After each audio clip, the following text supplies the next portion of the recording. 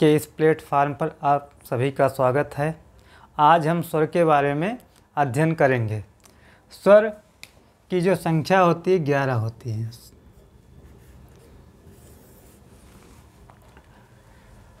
स्वर कहते किसे हैं, परिभाषा के रूप में जानेंगे। परिभाषा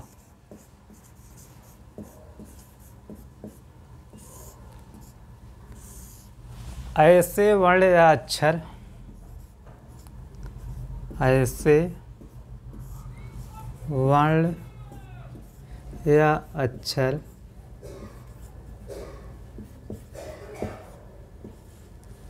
जिनके उच्चारण में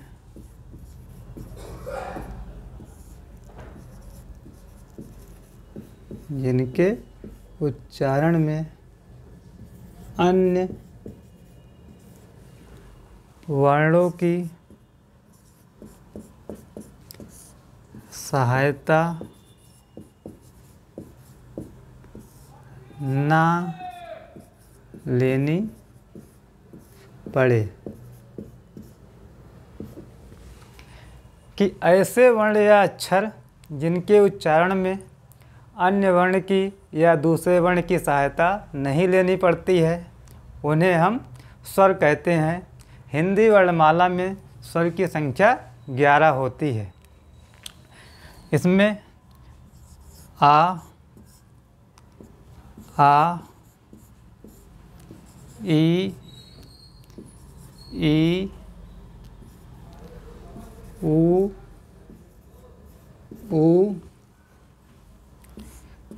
री, ए, आई, ओ, आओ। ये 11 स्वर हैं। आ, ई, ऊ, री, ए, आई, ओ, औ। इसके बाद स्वर के भेद जानेंगे। स्वर कितने प्रकार के होते हैं। तो कुछ स्वर होते हैं जिनका उच्चारण मुख के आधार पर किया जाता है। कुछ स्वर होते हैं जिनका उच्चारण जीभ के आधार पर किया जाता है। तो स्वर के भेद या स्वरों का वर्गीकरण, स्वरों का वर्गीकरण,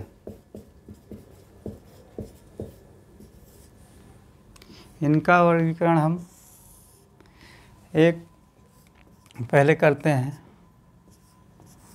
उच्चारण या मात्रा के आधार पर, उच्चारण या मात्रा के आधार पर।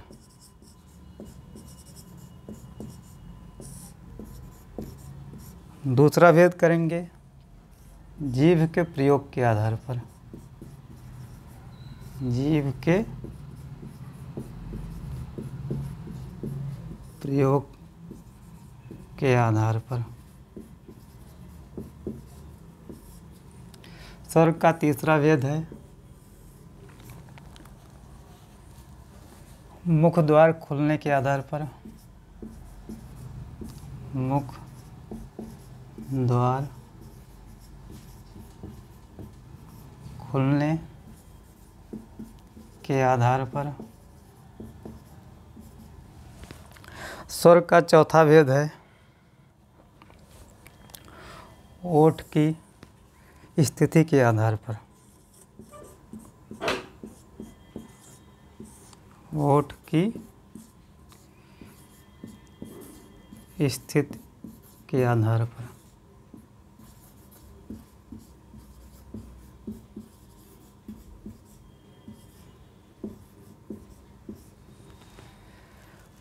तो स्वर का जो भेद है इसमें पहला है उच्चारण या मात्रा के आधार पर, दूसरा जीभ के प्रयोग के आधार पर, तीसरा मुख द्वार खुलने के आधार पर और चौथा ओठ की स्थिति के आधार पर।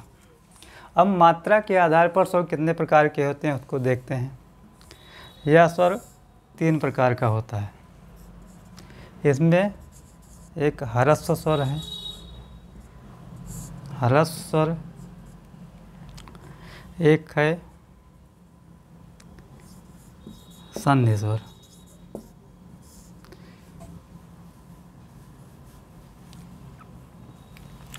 अब जो संधि स्वर होते हैं यह दो प्रकार के होते हैं। एक दीर्घ स्वर होता है और दूसरा जो है संयुक्त स्वर होता है। तो हमने देखा कि मात्रा के आधार पे जो स्वर होते हैं वो दो प्रकार के होते हैं। एक है ह्रस्व स्वर और दूसरा है संधि स्वर। ह्रस्व स्वर को मूल स्वर भी कहते हैं। ह्रस्व स्वर को मूल स्वर कहते हैं। इसमें आपका आ, ई, उ और री आता है। आ, ई, उ, री ह्रस्व स्वर कहलाते हैं। इनको हम मूल स्वर भी कहते हैं। संधि स्वर, संधि स्वर किसे कहते हैं कि ऐसे स्वर जो दो स्वरों के मेल से बनते हों। ऐसे स्वर जो दो स्वरों के मेल से बनते हैं उन्हें हम संधि स्वर कहते हैं। यह दो प्रकार का होता है। एक है संयुक्त स्वर और दूसरा है दीर्घ स्वर। अब दीर्घ स्वर में कौन कौन से स्वर आते हैं, जिसमें आपका दीर्घ आ, दीर्घ ई और उ, ये आपके दीर्घ स्वर हैं। इसके बाद संयुक्त स्वर में जो है इसमें कौन कौन से स्वर आते हैं, इसमें ए, आई, ओ, औ, ये चार स्वर संयुक्त स्वर होते हैं। अब बात ये आती है कि जब ये भी स्वर के मेल से बनता है, दीर्घ स्वर भी स्वर के मेल से बनता है, तो इनको दीर्घ स्वर क्यों कहते हैं, इनको संयुक्त स्वर क्यों कहा जाता है।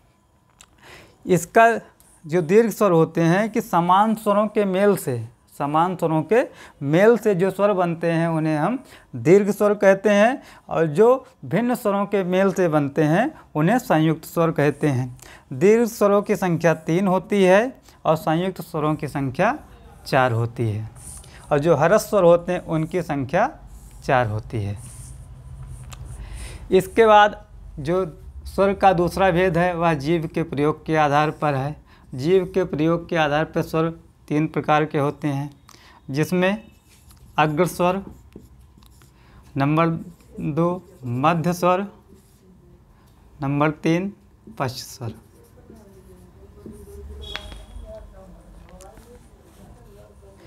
अग्र स्वर में कौन कौन से स्वर आएंगे कि ऐसे स्वर जिनका उच्चारण जीभ के अग्रभाग से होता है उन्हें हम अग्र स्वर कहते हैं। इसमें आपका ई, ए, आई, ये अग्र स्वर हैं। मध्य स्वर में आपका आता है ह्रस्व आ।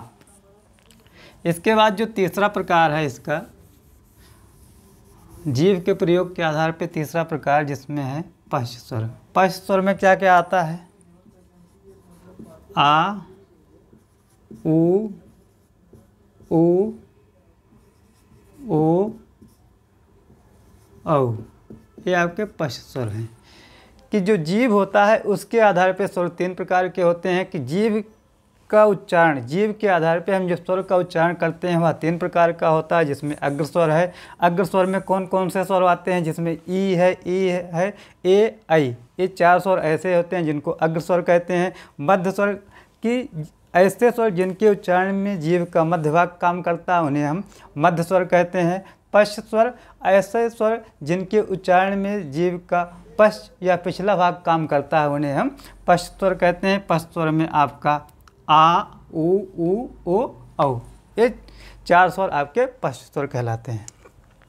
इसके बाद हम अगला वर्गीकरण जो किए हैं ओठ की स्थिति के आधार पर। ओठ की स्थिति के आधार पर जो स्वर होते हैं यह 2 प्रकार के होते हैं, जिसमें आपका है आवृत्तिमुखी, आवृत्तिमुखी, और दूसरा है वृत्तमुखी।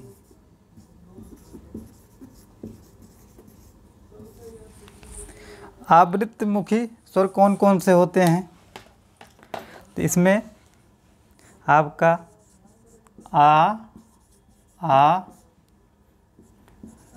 ई, ए, आई, ये स्वर आपके आवृत्तमुखी स्वर कहलाते हैं। और वृत्तमुखी स्वर क्या होते हैं? जिसमें आपका ऊ,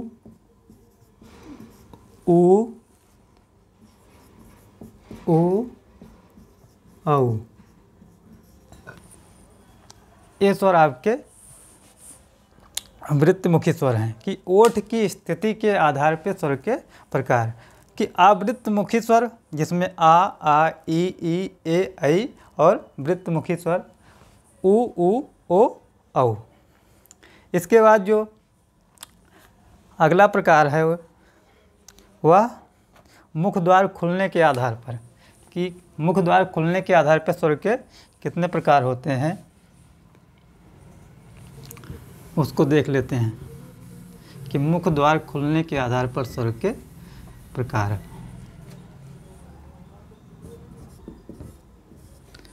मुख द्वार खुलने के आधार पर इसमें क्या होता है, कौन कौन से स्वर आते हैं, कैसे इनका हम वर्गीकरण करते हैं। इसमें होता है ये 4 प्रकार के स्वर होते हैं। मुख द्वार खुलने के आधार पर जो स्वर होते हैं ये 4 प्रकार के होते हैं, जिसमें आपका वृत्त क्या होता है, विवृत स्वर। विवृत स्वर है, एक है अर्धविवृत,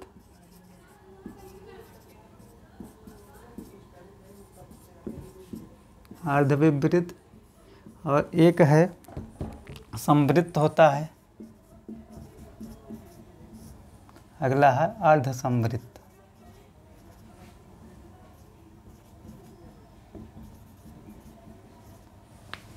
तो मुख द्वार खुलने के आधार पे जो स्वर होते हैं वो 4 प्रकार के होते हैं, जिसमें विवृत स्वर।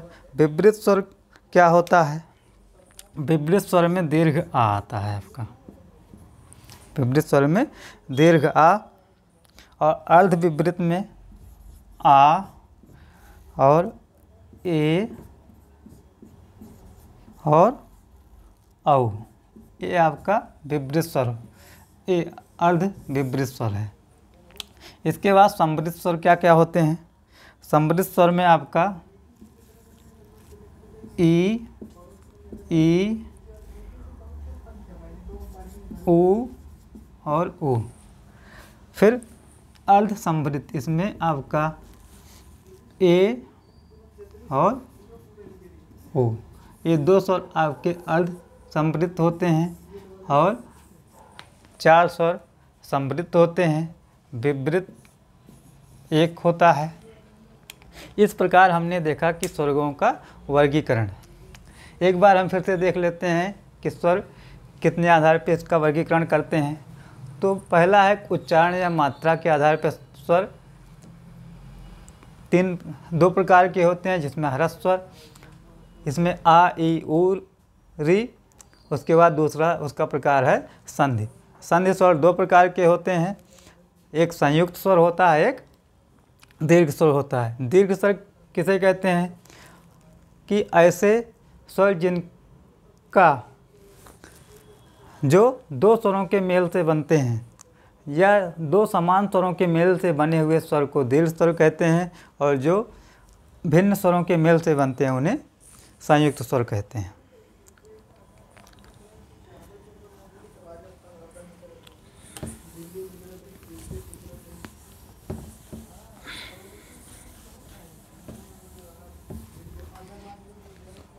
धन्यवाद।